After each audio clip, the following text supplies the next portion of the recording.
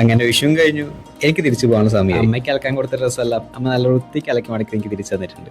ഇനി ഇതൊക്കെ ഞാൻ ഒറ്റയ്ക്ക് ചെയ്യാൻ ആലോചിക്കുമ്പോഴാണ്. നാട്ടിലേക്ക് വന്നപ്പോൾ ഉണ്ടായിരുന്ന ആ മിഡിൽസിന്റെ പ്രശ്നം ഇപ്പം എനിക്കില്ല കേട്ടോ. ഞാൻ എൻ്റെ ബൈക്ക് എടുത്തിട്ടാണ് പോകുന്നത്. നല്ല ചൂടായിരുന്നു. അതുകൊണ്ട് തന്നെ വയൽ കണ്ട ജ്യൂസ് കടയിൽ കയറിയിട്ട് ജ്യൂസും കുടിച്ച് ഞാൻ തിരിച്ച് എൻ്റെ സെക്കൻഡ് ഹോമായ കാലിക്കറ്റിലേക്ക്. എനിക്ക് ഈ ജോബ് കിട്ടിയ പിന്നെയാണ് ഞാൻ വീട്ടിൽ നിന്ന് മാറി നിൽക്കാൻ തുടങ്ങിയത്.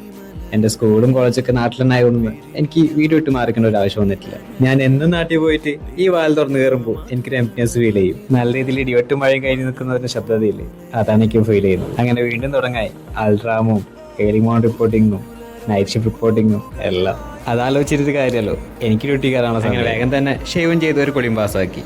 പിന്നെ ഞാൻ കൊണ്ടുവന്ന ബാഗിൽ അമ്മ അലക്കിയ തുണി മാത്രം കേട്ടോ. അതിൽ അമ്മ തന്ന ചെറിയ വലിയ പൊതിച്ചോറുണ്ടായിരുന്നു. പൊതിച്ചോറ് കിട്ടി കഴിഞ്ഞാൽ പിന്നെ നമ്മൾക്ക് വേറെ എന്ത് വേണമല്ലേ. ഇപ്പം ഈ പൊതിച്ചോറ് തുറക്കുമ്പോൾ എനിക്ക് വീട് നല്ല രീതിയിൽ മിസ് ചെയ്യുന്നുണ്ട്. അതുപോലെ തന്നെ ഒരു നൊസ്റ്റാൾജിക് ഫീലിംഗ്.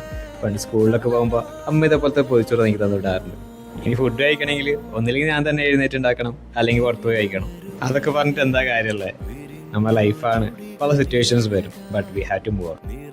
കഥ പറഞ്ഞ സമയം പോയതായിരുന്നില്ല, എനിക്ക് പോകാനുള്ള സമയമായി. അപ്പം ഞാൻ ഡ്യൂട്ടി പോയി വന്നിട്ട് കാണാം.